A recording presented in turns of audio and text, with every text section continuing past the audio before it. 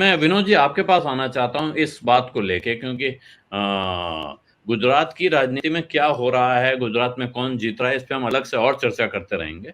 इस वक्त की कहानी यही है कि आखिर अरविंद केजरीवाल का डिजाइन क्या है, अरविंद केजरीवाल की पॉलिटिक्स क्या है, और वो क्या अपनी पॉलिटिक्स में साफ साफ तौर पे सफल होते हुए दिख रहे हैं, या भारतीय जनता पार्टी ने उनको फंसा दिया है, या भारतीय जनता पार्टी को लग रहा है कि अरविंद केजरीवाल एक आगे चल के एक कांटा बन सकते हैं, इसलिए इनको फंसा के रखा जाए। देखिए, आपके 3 सवाल हैं। अरविंद हम्म। केजरीवाल का डिजाइन क्या है, अरविंद केजरीवाल के इरादे क्या हैं। एक तो ये है, क्या भाजपा ने अरविंद केजरीवाल को फंसा दिया है और क्या उनको आगे के लिए खतरा मानती है। देखिए, जहां तक डिजाइन की बात है अरविंद केजरीवाल की, तो हम सब इस बात से सहमत हैं। देखिए, आम आदमी पार्टी भले ही अभी तक पंजाब चुनाव से पहले तक वो एक क्षेत्रीय पार्टी थी दिल्ली की, लेकिन उसका जो चरित्र है, राजनीतिक चरित्र, वो राष्ट्रीय है। उसका प्रसार और प्रभाव जरूर दिल्ली तक था, क्षेत्रीय पार्टी। बाकी जो क्षेत्रीय पार्टियां हैं, वो उनका चरित्र, वो क्षेत्रीय पार्टियों का चरित्र भी उनका क्षेत्रीय है। चाहे समाजवादी पार्टी हो, एनसीपी हो, शिवसेना हो, टीडीपी हो, टीएमसी हो या डीएमके हो, ये क्षेत्रीय पार्टियां अपने प्रभाव में भी क्षेत्रीय है और अपने राजनीतिक चरित्र में भी क्षेत्रीय है। लेकिन आम आदमी पार्टी अकेली ऐसी पार्टी है जो प्रभाव में तो क्षेत्रीय थी, लेकिन उसका राजनीतिक चरित्र हमेशा राष्ट्रीय रहा। 2014 में तो उन्होंने बड़े जोर शोर से चुनाव लड़ा था पार्लियामेंट का, और कितने सारे उम्मीदवार खड़े किए थे, और खुद अरविंद केजरीवाल बनारस चले गए थे नरेंद्र मोदी जी से लड़ने। लेकिन पंजाब चुनाव के बाद और पंजाब की जो कामयाबी है, उसने आम आदमी पार्टी का हौसला बहुत बढ़ा दिया। और अब उसको लगता है कि जिस तरह से कांग्रेस के अंदर पिछले काफी समय से जो अनिर्णय की स्थिति थी, जो बहुत ही मतलब कमजोर स्थिति में कांग्रेस हर जगह हो रही थी, तो आम आदमी पार्टी को उसका विकल्प बन करके भाजपा के सामने आना चाहती राष्ट्रीय स्तर पर। और अरविंद केजरीवाल की महत्वाकांक्षाएं तो हैं इस देश का प्रधानमंत्री बनने की, इसमें कोई लुका छिपी वाली बात नहीं है। तो वो उस तरह से उस डिजाइन से आगे बढ़ रहे हैं। पंजाब ने उनको बूस्टर दिया कि हाँ भाई, हम इतनी सफलता पंजाब में मिल गई तो गुजरात में क्यों नहीं मिलेगी। तो शुरू उन्होंने गुजरात और हिमाचल से किया, लेकिन धीरे धीरे उनको लगा कि गुजरात जो है उनको ज्यादा उनको मुफीद लग रहा है, हिमाचल उनको नहीं लगा, और हिमाचल की पूरी यूनिटी बीजेपी में शामिल हो गई। और उसके बाद उन्होंने हिमाचल एक तरह से गिव अप सा कर दिया, जैसे उत्तराखंड के साथ यही हुआ था कि पूरा फोकस उन्होंने पंजाब में लगा दिया था, उत्तराखंड एक तरह से फिर आखिरी चरण में आते आते ढिलाई हो गई थी। तो उसी प्रयोग पर वो चल रहे हैं। जहां तक बीजेपी की बात है, तो बीजेपी जो है पहले बहुत प्रसन्न हुई कि आम आदमी पार्टी के आने से गुजरात में उसको बड़ा फायदा मिल जाएगा, और आम आदमी पार्टी जो भी वोट काटेगी वो कांग्रेस का काटेगी, बीजेपी का वोट नहीं काटेगी। और ये बीजेपी के लिए सही भी है, क्योंकि बीजेपी का जो कोर वोट है, आप दिल्ली में देख लीजिए, दिल्ली में आज भी बीजेपी का कोर वोट जो है, वो चाहे सीटें उसकी 3 आए या 8 आए विधानसभा में, लेकिन उसका कोर वोट हमेशा उतना ही 33-34% जो है वो है उसके पास, वो उससे अलग नहीं हुआ।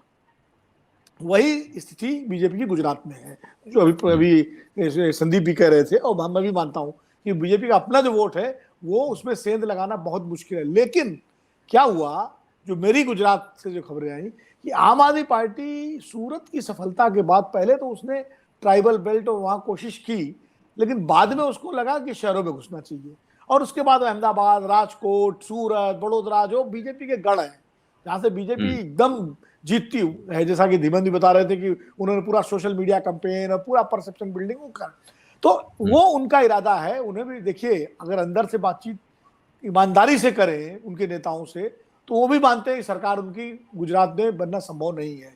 पंजाब का उदाहरण अलग है, पंजाब में उनका ये सेकंड राउंड था चुनाव में, 2017 में भी लग रहा था सरकार बना लेंगे, और बहुत लोग कह रहे थे, लोगों की शर्तें लग गई थी, लोग सट्टा लगा चुके थे, सट्टे में लाखों रुपए हार गए बहुत लोग, हमारे कई जानने वाले 2017 में आम आदमी पार्टी की सरकार बनवाने के चक्कर में, लेकिन नहीं बन पाई, 22 सीट पे अटक गए थे।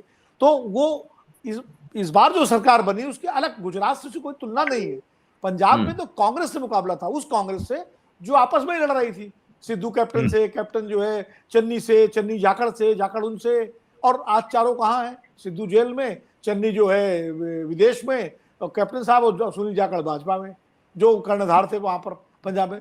गुजरात में स्थिति नहीं है, गुजरात में मुकाबला नरेंद्र मोदी और अमित शाह की बीजेपी से है, उस बीजेपी से जो 27 साल से वहां पर शासन में है, और जो संघ की पहली प्रयोगशाला है, वहां गांव गांव, गली गली, नगर नगर, डगर डगर संघ के कार्यकर्ता और नेटवर्क मौजूद है। तो उतना वहां आसान नहीं, खाली खेल यही है कि 5 से 6% वोट ले लो, और राष्ट्रीय पार्टी का दर्जा ले लो, ये उसका है। और उसके बाद अभी अनाउंसमेंट हुआ है कर्नाटक में भी वो चुनाव लड़ेगी सारी सीटों पे, ये भी आम आदमी पार्टी ने घोषणा कर दी है। तो अब कर्नाटक चले, तो ये उसकी पूरी कोशिश यही है कि किसी तरह जो भी कांग्रेस का वोट बैंक है उसको अपनी तरफ लेकर के और बीजेपी के समानांतर एक विकल्प बने। लेकिन क्या वो बन पाएगी, ये एक बड़ा प्रश्न है। और खासकर राहुल गांधी की यात्राओं को जो सफलता मिल रही है दक्षिण में, उससे अब इतना आसान भी नहीं है कि आम आदमी पार्टी के इसके केक वाक हो जाएगा। चाहे गुजरात में भी सामने नतीजे आ जाएंगे तो पता लग जाएगा कि कितना पानी कहां बह रहा है। बीजेपी की जहां तक बात है, बीजेपी को ये खतरा लगा कि शहरों में अगर आम आदमी पार्टी ने ज्यादा प्रभाव जमाया तो उसका वोट बैंक खिंच सकता है। और जिस तरह अरविंद केजरीवाल ने लक्ष्मी गणेश का कार्ड खेला, जिस तरह उन्होंने बिल्किस बानो पे खामोशी अख्तियार रखी, जिस तरह कॉमन सिविल कोड पे भी उन्होंने गोलमोल जवाब दिया, तो उससे जो है, और वो बिल्कुल अभी आज जो उन्होंने गुजराती में जो भाषण दिया उन्होंने कल, और उस भाषण में राम मंदिर की तीर्थ यात्रा कराने का भी उन्होंने जिक्र किया, तो पूरा हिंदुत्व की पिच पर जिस तरह चले गए हैं, उससे बीजेपी को एक चिंता जरूर हुई कि यार ये कहीं ऐसा तो ना हो कि भीतर ही भीतर हमें कुतर दे। तो वो जो फंसाने वाला काम आप कह रहे हैं ना, कि जो एमसीडी के चुनाव डिक्लेयर हुए, वो घोषित हुए कि भाई ठीक है अब आओ तुम दिल्ली में, दिल्ली तो तुम्हारी है ना, तुम दिल्ली के विधानसभा, अगर यहाँ तुम एमसीडी हारते हो, वो जोखिम उठाते हो, तो तुम्हारा विधानसभा का खेल भी बिगड़ेगा, इसलिए अब दिल्ली में मेहनत करो। तो एक तरह से भारतीय जनता पार्टी ने बड़े सलीके के साथ वो एमसीडी के मामले में उनको फंसा दिया है एक तरह से। अब एमसीडी जो है उसके चुनाव विधानसभा की तरह हो रहे हैं, क्योंकि पूरे मर्ज विलय हो गया तीनों नगर निगम का, और विलय होने के बाद वो चुनाव पूरी तरह से विधानसभा और लोकसभा के स्तर पे होंगे दिल्ली में। उसी तरह की कैंपेनिंग होगी, उसी तरह का धूम धड़ाका होगा, सारा कुछ होगा। केजरीवाल बनाम मोदी होगा, मोदी बनाम अमित शाह बनाम केजरीवाल होगा, ये सब चलेगा। तो अब आम आदमी पार्टी को अपने रिसोर्सेज दोनों जगह डाइवर्ट करने पड़ेंगे, यहाँ भी, और गुजरात वो छोड़ नहीं सकते, हिमाचल छोड़ना अलग बात है। तो ये एक दिक्कत तो थोड़ी उनके सामने आएगी। लेकिन तीसरा जो सवाल आपका है कि बीजेपी ये मान के चल रही है कि आम आदमी पार्टी उतना तो बढ़े कि कांग्रेस का नुकसान करे, लेकिन हमारा नुकसान करने की स्थिति में ना आए। और इसीलिए गुजरात के कुछ हेमंत भाई इसको सही करेंगे अगर मैं कहीं गलत हूं, जब ओवैसी साहब अहमदाबाद गए तो भाजपा के कुछ नेता उनसे मिलने गए ओवैसी से, और उनसे जब पूछा गया तो उन्होंने कहा तो शिष्टाचार में मिलने गए थे। अब शिष्टाचार में आप दिल्ली में तो मिलने जाते नहीं, शिष्टाचार में आप मुंबई में तो मिलने जाते नहीं, हैदराबाद में तो मिलने जाते नहीं शिष्टाचार में, अहमदाबाद में मिलने क्यों गए शिष्टाचार में? क्योंकि वो इसलिए कि केजरीवाल साहब ने जो हिंदुत्व का कार्ड खेला है, उससे खतरा यह है कि जो कांग्रेस का voter, non BJP voter, minority voter जो केजरीवाल की तरफ आकर्षित हो रहा था, कहीं वो लौट करके कांग्रेस के साथ अगर लौट गया तो बीजेपी को 2017 वाली स्थिति न बने।